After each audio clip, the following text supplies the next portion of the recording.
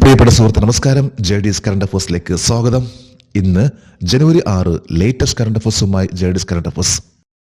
News പേപ്പറിൽ വരുന്ന ഏറ്റവും ലേറ്റസ്റ്റ് ആയിട്ടുള്ള PSC UPSC സംബന്ധിച്ച് വരുന്ന ക്വസ്റ്റ്യൻസ്, അതുമായി ബന്ധപ്പെട്ട ന്യൂസ് ആണ് ഓരോ ദിവസവും ജെഡിഎസ് കറണ്ട് അഫേഴ്സ് ആയിട്ട് നൽകാൻ ശ്രമിക്കുന്നത്. ഓരോ ദിവസവും നമ്മൾ കറണ്ട് അഫേഴ്സ് അപ്ഡേറ്റ് ചെയ്ത് പോവുകയാണെങ്കിൽ നമുക്ക് ഓരോ പരീക്ഷകളിലും എവിടെയും നന്നായിട്ട് പെർഫോം ചെയ്യാൻ സാധിക്കും. ഇന്ന് ജനുവരി 6 നമുക്ക് ഇന്നത്തെ ലേറ്റസ്റ്റ് കറണ്ട് അഫേഴ്സിലേക്ക് പോകാം. ഒരു ന്യൂസ് ഹെഡിംഗ് ആണ് 8th Thrissur international folklore film festival kicks off on January 10th. 8ാമത് തൃശൂർ രാജ്യാന്തര ഫോക്ലോർ ഫിലിം ഫെസ്റ്റിവലിന് ജനുവരി 10 തുടക്കമാകും. അപ്പോൾ ജനുവരി 10 തീയതി Thrissur international folklore film festival ആരംഭിക്കുകയാണ്. നമുക്ക് ഈ കറണ്ട് അഫേഴ്സിന്റെ ഡീറ്റെയിൽസിലേക്ക് പോകാം. 8ാമത് അന്താരാഷ്ട്ര ഫോക്ലോർ ഫിലിം ഫെസ്റ്റിവൽ 2025 ജനുവരി 10 മുതൽ കേരളത്തിൽ എവിടെ നടക്കും? തൃശൂർ. ഇപ്പൊ തൃശൂരിൽ നടക്കാൻ പോകുന്ന ഒരു ഫിലിം ഫെസ്റ്റിവൽ ആണ് 8ാമത്തെ ഇന്റർനാഷണൽ ഫോക്ലോർ ഫിലിം ഫെസ്റ്റിവൽ. ഇത് ജനുവരി 10 മുതൽ ജനുവരി 15 വരെയാണ് തൃശൂർ നടക്കാൻ പോകുന്നത്. 8ാമത് അന്താരാഷ്ട്ര ഫോക്ലോർ ഫിലിം ഫെസ്റ്റിവലിൽ എത്ര രാജ്യങ്ങൾ അവരുടെ സിനിമകൾ പ്രദർശിപ്പിക്കും? 35 രാജ്യങ്ങൾ. 35 രാജ്യങ്ങളുടെ സിനിമകൾ, അതുപോലെ തന്നെ ടെലിഫിലിംസ്, ഷോർട്ട് ഫിലിംസ് പ്രദർശിപ്പിക്കുന്ന ഒരു വേദിയായിരിക്കുള്ളൂ തൃശ്ശൂരിൽ നടക്കാൻ പോകുന്നത് ജനുവരി 10 മുതൽ ജനുവരി 15 വരെ. ഇത് 8ാമത്തെ ഇന്റർനാഷണൽ ഫോക്ലോർ ഫിലിം ഫെസ്റ്റിവൽ ആണ് നടക്കാൻ പോകുന്നത്. കേരളത്തിന്റെ സാംസ്കാരിക തലസ്ഥാനമായിട്ടുള്ള തൃശ്ശൂരിൽ ആണ് നടക്കാൻ പോകുന്ന ഈ ഒരു ഫിലിം ഫെസ്റ്റിവൽ. ഒരു ന്യൂസ് ഹെഡിംഗ് ആണ് HMPV outbreaks in China, India well prepared to handle respiratory illness. ചൈനയിൽ HMPV പൊട്ടിപ്പുറപ്പെട്ടു.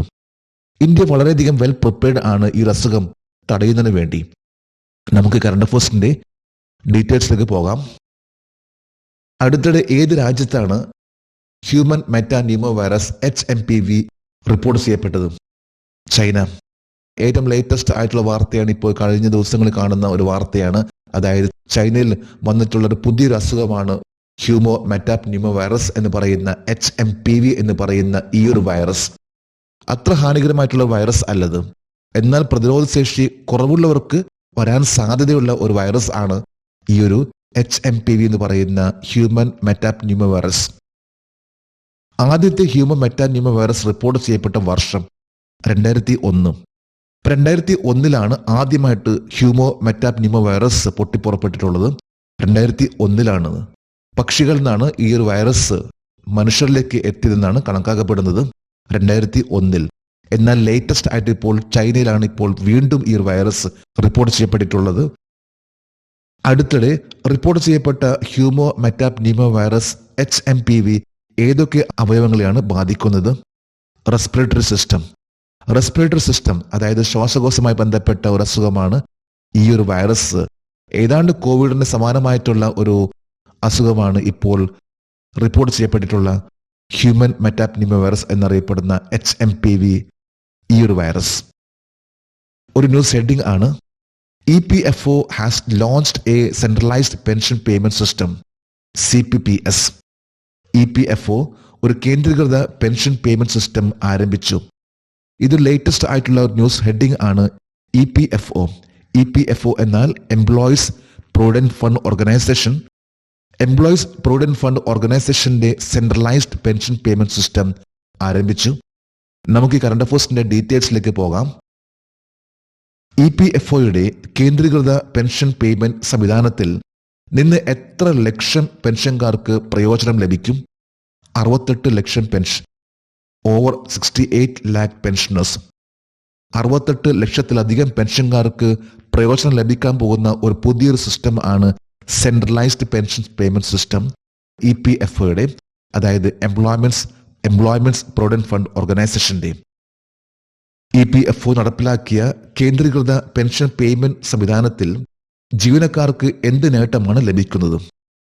പെൻഷൻകാർക്ക് രാജ്യത്ത് ഏത് ബാങ്ക് ശാഖയിൽ നിന്നും പെൻഷൻ പിൻവലിക്കാം. ഏറ്റവും ലേറ്റസ്റ്റ് ആയിട്ട് വന്നിട്ടുള്ള centralised pension payment system CPPS പ്രകാരം എംപ്ലോയ്മെന്റ്സ് പ്രൊവിഡന്റ് ഫണ്ട് ഓർഗനൈസേഷന് ഏത് ബാങ്കിൽ നിന്നും പൈസ പിൻവലിക്കാൻ സാധിക്കുന്ന രീതിയിലുള്ള ഒരു സിസ്റ്റമാണ് വന്നിട്ടുള്ളത്. ഏതാണ്ട് 68 ലക്ഷം പെൻഷനേഴ്സിന് ഗുണം ലഭിക്കുന്ന രീതിയിലുള്ള, പ്രയോജനം ലഭിക്കുന്ന രീതിയിലുള്ള ഒരു സിസ്റ്റമാണ് ഇപ്പോൾ വന്നിട്ടുള്ള സെൻട്രലൈസ്ഡ് പെൻഷൻ പേയ്മെന്റ് സിസ്റ്റം. 2024 ഡിസംബറിൽ എംപ്ലോയീസ് പ്രൊവിഡന്റ് ഫണ്ട് ഓർഗനൈസേഷന് എത്ര പെൻഷൻ വിതരണ മേഖലാ ഓഫീസറുണ്ട്? 122 pension disbursing regional offices. 122 pension disbursing regional office. ഏറ്റവും ലേറ്റസ്റ്റ് ആയിട്ട് കണക്കനുസരിച്ച്, അതായത് ഡിസംബറിലെ കണക്കനുസരിച്ച് EPFOക്ക് 122 പെൻഷൻ ഡിസ്ബേഴ്സിംഗ് റീജിയണൽ ഓഫീസസ് ആണുള്ളത്. 2024 ഡിസംബറിൽ ഇന്ത്യയിലുടനീളമുള്ള 68 ലക്ഷത്തിലധികം പെൻഷൻകാർക്ക് ഏകദേശം എത്ര തുക വിതരണം ചെയ്തു? 1570 കോടി രൂപ. അതായത് സെൻട്രലൈസ്ഡ് പെൻഷൻ സിസ്റ്റം വഴി ഇത്തരത്തിലുള്ള പെൻഷൻസ്, അതായത് 68 ലക്ഷം പെൻഷനേഴ്സിന് നൽകിയിട്ടുള്ള തുകയാണ് 1570 കോടി രൂപ. ഏറ്റവും ലേറ്റസ്റ്റ് ആയിട്ടുള്ള ഒരു മാറ്റമാണ് EPFOയിൽ വന്നിട്ടുള്ള സെൻട്രലൈസ്ഡ് പെൻഷൻ പേയ്മെന്റ് സിസ്റ്റം. ഒരു ന്യൂസ് ഹെഡിംഗ് ആണ്, French aircraft carrier Charles de Gaulle arrives in Goa for naval exercise Varuna. Varuna നാവിക അഭ്യാസത്തിനായി ഫ്രഞ്ച് വിമാനവാഹിനി കപ്പൽ ചാൾസ് ഡി ഗോൾ ഗോവയിലെത്തി. അപ്പോൾ ഒരു എക്സസൈസ് നടക്കാൻ പോവുകയാണ്.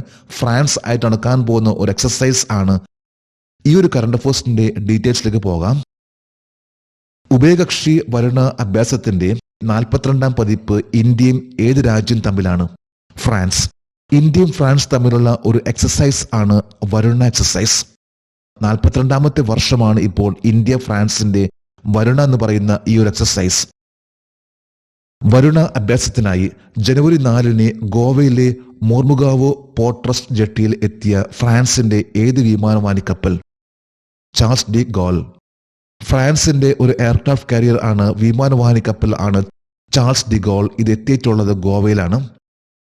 ഗോവയിലെ മോർമുഗാവ് പോർട്ട് ട്രസ്റ്റിൽ ആണ് ചാൾസ് ഡി ഗോൾ എന്ന വിമാനവാഹിനി കപ്പൽ ജനുവരി 4-ാം തീയതി എത്തിയിട്ടുള്ളത്. ഇത് വരുണ എക്സസൈസിന് വേണ്ടി എത്തിയിട്ടുള്ള ഒരു വിമാനവാഹിനി കപ്പലാണ്.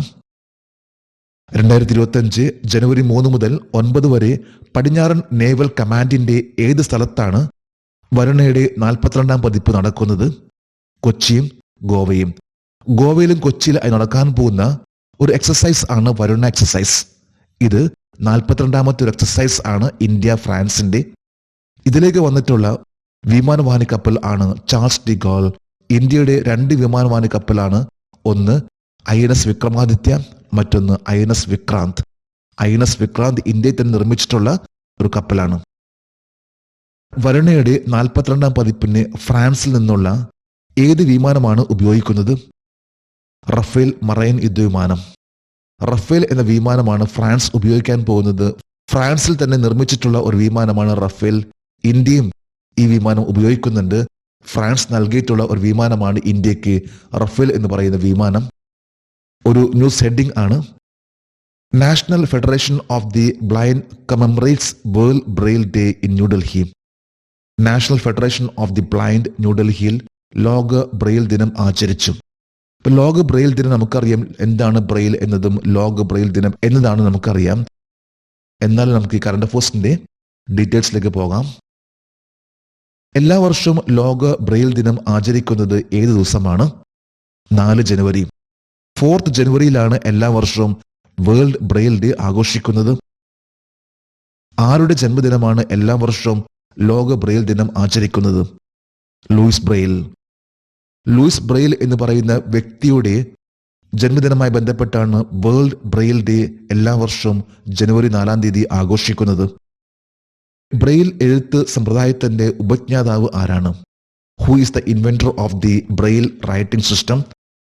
Luis Braille. ലൂയിസ് ബ്രെയിൽ കണ്ടുപിടിച്ചിട്ടുള്ള ഒരു സിസ്റ്റമാണ് ബ്രെയിൽ എന്ന റൈറ്റിംഗ് സിസ്റ്റം. അദ്ദേഹത്തിന്റെ ഓർമ്മയ്ക്കാണ് എല്ലാ വർഷവും ജനുവരി 4-ാം തീയതി വേൾഡ് ബ്രെയിൽ ഡേ ആയിട്ട് ആചരിക്കുന്നത്. ആരാണ് ബ്രെയിൽ എഴുത്ത് സംവിധാനം ഉപയോഗിക്കുന്നത്? അന്ധരോ കാഴ്ചവൈകല്യമുള്ള ആളുകൾ, അതായത് വിഷ്വലി ഇംപേർഡ് ആയിട്ടുള്ള വ്യക്തികളാണ്. ബ്ലൈൻഡ് അല്ലെങ്കിൽ വിഷ്വലി ഇംപേർഡ് ആയിട്ടുള്ള വ്യക്തികൾക്കാണ് ബ്രെയിൽ എന്ന ഈ ഒരു ലിപി അവർ ഉപയോഗിച്ച് അവരുടെ പഠനത്തിന് വേണ്ടി ഉപയോഗിക്കുന്ന ഒരു സിസ്റ്റം ബ്രെയിൽ റൈറ്റിംഗ് സിസ്റ്റം. ഇതിന്റെ ഉപജ്ഞാതാവ് ലൂയിസ് ബ്രെയിൽ. ജനുവരി 4-ാം തീയതിയാണ് എല്ലാ വർഷവും വേൾഡ് ബ്രെയിൽ ഡേ ആയിട്ട് ആചരിക്കുന്നത്. ഇന്നത്തെ കറണ്ട് അഫയേഴ്സിന്റെ ലാസ്റ്റ് ഹെഡിംഗ് ആണ്, 1000 kilometre of metro third largest in the world. ലോകത്തിലെ ഏറ്റവും വലിയ മൂന്നാമത്തെ മെട്രോയുടെ 1000 കിലോമീറ്റർ. 1000 കിലോമീറ്റർ തികച്ചിട്ടുള്ള ലോകത്തിലെ മൂന്നാമത്തെ മെട്രോ ഏതാണ്? നമുക്ക് ഈ കറണ്ട് പോസ്റ്റിന്റെ ഡീറ്റെയിൽസിലേക്ക് പോകാം. 5 ജനുവരി 2025 വരെ ലോകത്തിലെ മൂന്നാമത്തെ വലിയ മെട്രോ ശൃംഖലയുടെ ആസ്ഥാനമായി മാറിയ രാജ്യം ഏതാണ്? ഇന്ത്യ. ഇന്ത്യ ലോകത്തിലെ മൂന്നാമത്തെ ഒരു ലാർജസ്റ്റ് മെട്രോ നെറ്റ്വർക്ക് ആയി കഴിഞ്ഞിരിക്കുകയാണ്. 1000 കിലോമീറ്റർ മുകളിലാണ് ഇപ്പോൾ ഇന്ത്യയിലെ metro system, metro rail network ആയിട്ടുള്ളത്. ഇത് ജനുവരി 5 തീയതിയിലെ കണക്കനുസരിച്ചിട്ടുള്ള ഒരു റിപ്പോർട്ട് ആണത്. 5 ജനുവരി 2025 വരെ ഇന്ത്യയിൽ എത്ര സംസ്ഥാനങ്ങളിലും നഗരങ്ങളിലുമാണ് മെട്രോ സംവിധാനം ഏർപ്പെടുത്തിയത്? 11 സംസ്ഥാനങ്ങളും 23 നഗരങ്ങളും. ഇന്ത്യയിൽ ഇപ്പോൾ 11 സ്റ്റേറ്റ്സിലാണ് മെട്രോ ഉള്ളതും അതുപോലെ തന്നെ 23 സിറ്റീസിലായിട്ട് മെട്രോ ഓടിക്കൊണ്ടിരിക്കുന്നുണ്ട്. ഇന്ത്യയിലെ ആദ്യത്തെ മെട്രോ സംവിധാനം ഏതാണ്? കൊൽക്കത്ത മെട്രോ. 1969 ആരംഭിച്ചിട്ടുള്ള ഒരു മെട്രോ സിസ്റ്റം ആണ് കൊൽക്കത്ത മെട്രോ സിസ്റ്റം. ഇതാണ് ഇന്ത്യയിലെ ആദ്യത്തെ മെട്രോ സിസ്റ്റം. ആദ്യത്തെ മെട്രോ സംവിധാനം ഏത് രാജ്യത്താണ്? UK.